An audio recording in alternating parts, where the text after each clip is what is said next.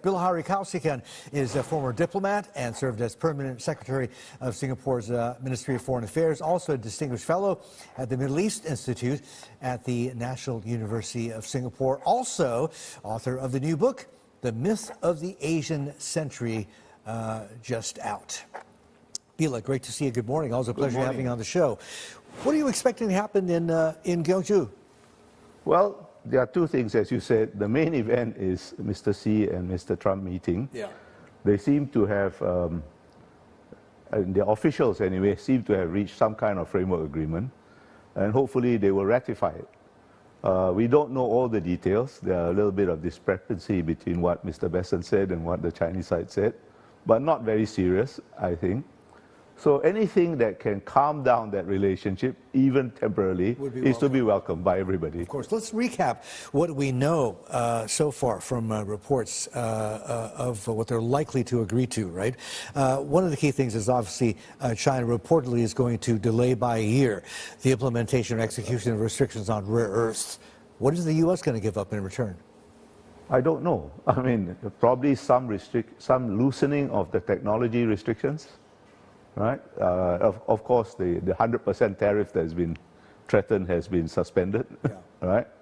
We'll just have to wait and see. But as I said, I think the significance of the agreement is that they reached some kind of agreement, right? Which calms things down. Doesn't it just kick the can down the road, though? Well, a lot of diplomacy consists of kicking the can down the road. All right. Okay. All right. Right. So I don't see that as a disadvantage. Okay. You kick the can down the road, tempers cool, people take a deep breath, and then you can sit down and talk again, you know. In your mind, going into this meeting, which side has the high card? I mean, if you liken this to a game of poker. Question, and I'm glad you asked it, because I've been thinking about it. I mean, both sides seem to think they do. No, that's the point. Both sides think they have leverage over the other, and both sides are not wrong, I think. Okay. Right? I mean, China's leverage is obviously the rare earth, but that is a dwindling leverage. US leverage is control of high-end chips and the technologies to make that, but that also is not something that will last forever. But they do right now, both sides think they have the upper hand to some degree. And that makes it a bit difficult for them to come to some kind of lasting compromise. I think they can come to some kind of temporary truce, if you like. Yeah. But we'll have to see. That's the unique thing, and it actually points to a bigger point: that whether they like it or not, they are interdependent.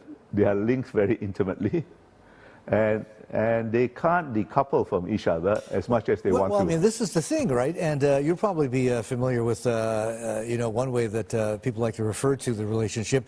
Yes, the most consequential in the world, but at the same time, it's like a bad marriage where divorce is just not an option. But I want to get to your point about dwindling leverage, right?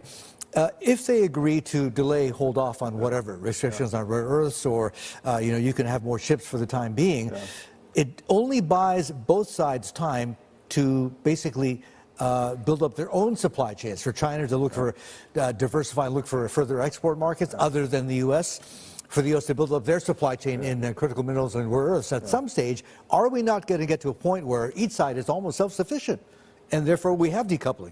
I very much doubt it. Maybe you can decouple partially in certain domains, high-tech or rare earths or whatever, right?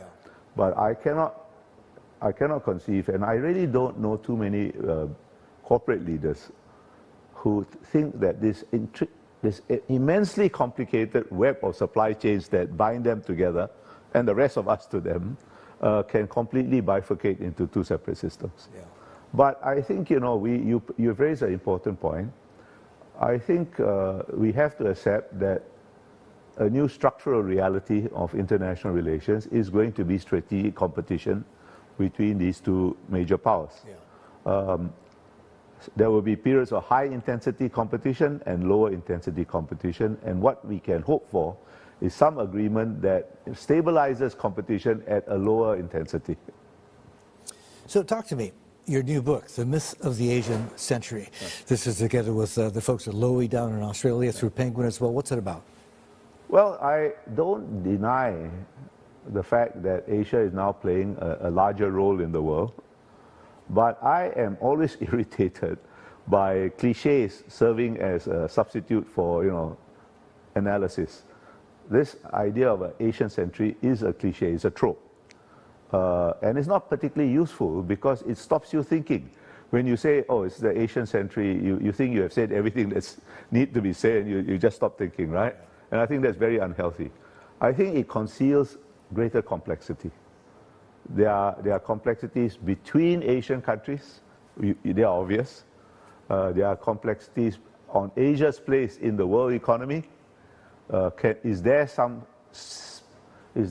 it possible to think of Asia forming a separate economic bloc that is completely, just as we were talking a moment ago, decoupled or whatever terminology you want to use from the US or from Europe and so on? I don't think so. I think what is emerging is something far more complex. You are going to have the US still in Asia, playing a slightly different role. Of course, China is part of Asia, but so is Japan, so is India, so is South Korea, so is Indonesia, Vietnam, and so on, right?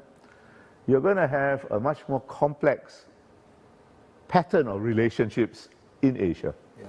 And I think that will probably serve as a model for more complex patterns of relationships around the world. So listen, what you seem to be describing is a return to multipolarity, right? And I've listened to you time and again on podcasts and in interviews, talking about basically states having to engage in, I guess, their own self-interest and having to be promiscuous as opposed to taking one side or the other in this whole U.S.-China dynamic.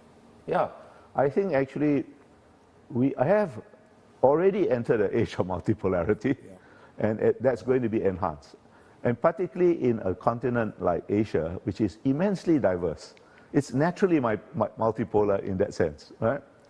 I think that's the future. And you're going to see connections across regions. For example, the UK has joined the CPTPP. By what stretch of imagination is it a Pacific power? But it's welcome. The EU is thinking of joining. South Korea, Japan, and Australia are taking a greater interest in NATO. By what stretch of imagination are they North Atlantic powers? So these old divisions are breaking down, and that, if you would, you can call it multipolarity. I call it dynamic multipolarity, because you're going to have different coalitions of countries forming around different issues. Yeah.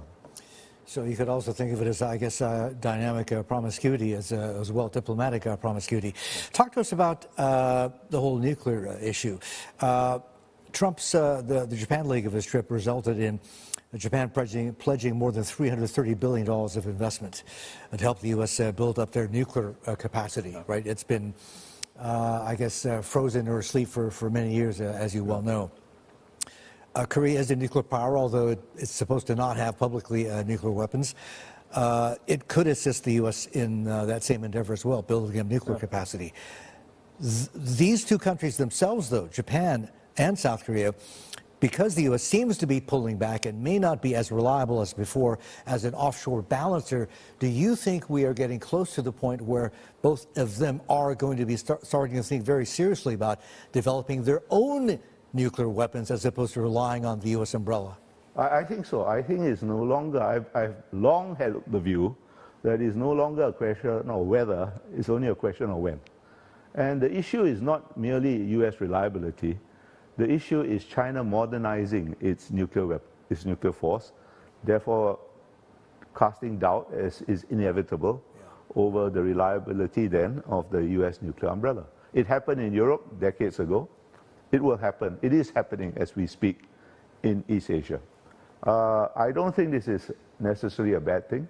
I think this process is obviously far more advanced, at least in public discussion, in South Korea.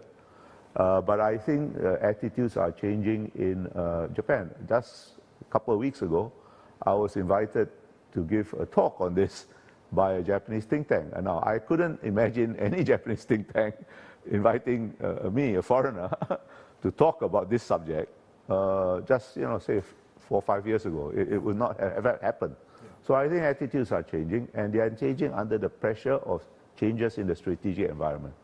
On the one hand, you've got a Chinese nuclear deterrent that is getting more and more credible as we speak. On the other hand, you have a US that is defining its interests in East Asia more transactionally, right? And therefore, the question surely will be asked, is San Francisco or Los Angeles going to be sacrificed to save Seoul or Tokyo? It will be irresponsible for these countries not to ask this question, right? So I think it's a matter of time. So you're a former Southeast Asian diplomat, right? Spent many years in Washington as well. Trump is coming from the ASEAN summit in Kuala Lumpur, where ASEAN's perennial problem child, Myanmar, right? There have been reports that they are also looking at a nuclear program. Although, to be fair, I mean, this is something that they've been doing since, if I'm not mistaken, the 70s, yes, with the Russians. Yes. No, How concerning should that be? I mean, this is a borderline rogue state. No, I don't think they can make it. They just don't have the capability, right? They don't have the capability, and unless somebody hands over a nuclear weapon to them, right? Which I don't think is going to happen. I don't think even Russia will do that, right? Russia is a dangerous power, but it's not completely irresponsible, right? So I don't think that's the worry. What struck me about how Myanmar was discussed at this summit was how it wasn't discussed. It's not that important anymore, right? There are many other things to discuss, and it was a good summit. I think Malaysia, as chair, did a very good job. They did a very good job getting Mr. Trump there in the first place. And everybody got what they wanted. The ASEAN leaders got a reaffirmation of US support and interest in the region, and a very nice photograph of all of them on stage with Mr. Trump. And Mr. Trump got a very nice opportunity to oversee this so-called peace accord between Cambodia and Thailand. So win-win, and I think people have figured out how to deal with Mr. Trump. No point wringing your hands in despair because it's not what you're used to. Deal with what you have. And Prime Minister Takeuchi in Japan did a very good job too. So, you know, we are adjusting to a new reality. Should we be concerned, right? I mean, people with a long enough historical perspective that A, Takeuchi's in power, B, she's a protege of Abe Shinzo, and C, with the new defense minister, Koizumi the Younger, right? They're looking at changing their rules and regulations to allow, A, Japan to be an exporter of defense equipment, gear, and material, weaponry, in other words. And at home also, they're looking at giving themselves the option to decide how and when U.S. nuclear weapons could conceivably be not just based in Japan, but used as well. Well, I think these things predate Ms. Takeuchi's ascent to power. They were started by Mr. Abe. And in fact, if you really want to go back further, Nakasone and Koizumi the elder made some tentative moves in this direction, but the time was not right. The time is obviously right now. I don't think I think these are healthy moves that will enable Japan to play a strategic role in this region in support of the US. We are talking about Japan and South Korea possibly becoming nuclear weapon states. But I think they will become nuclear weapon states within the American alliance system. And this is a means of preserving the American alliance system. Because if they were not nuclear weapon states, they would inevitably drift away as the credibility of the American nuclear umbrella degrades. Just very quickly, you know, trilateral cooperation between the U.S. and Japan and South Korea is, I think, a good thing, positive, but it can be a little bit sketchy in the sense that South Korea's role, it's mainly been concerned with the threat across their shared borders, right? China, and trying to offset North Korea. What the U.S. really wants is more South Korean involvement down south, right? South China Sea. And South Korea doesn't seem to be willing to go in that direction yet. Will it be doing so? Well, I think it's inching in that direction. I think, you know, South Korea focusing on North Korea is entirely understandable. If you had that kind of neighbor, you would focus on it too, right? And every country's capabilities are limited, you have to prioritize. But South Korea governments have, in various guises, not always called it the same thing, something called a new Southern policy, which means they are looking towards Southeast Asia, towards South China Sea, And it's quite natural because South Korea, like Japan, is a trading country. And major trade routes pass through Southeast Asia, South China Sea. So I think that's also a matter of time. We have to be patient. In fact, when I look at that trilateral relationship, when it first started under Mr. Biden, I was very skeptical that it will last beyond Mr. Biden's administration. Okay. And I've been pleasantly surprised and very happily surprised to be wrong on that. So it is holding together, and I think we should take it one step at a time. So China is obviously looking at Takaichi Sanai warily, I think it would be fair to say, given her past history and her position on Taiwan. Is she going to tone that down? Will she have to? I think she will have to, and she is a very pragmatic person. You look at her political career. Don't forget, she started on the left, and remade herself, right? And now is Prime Minister on the right, right?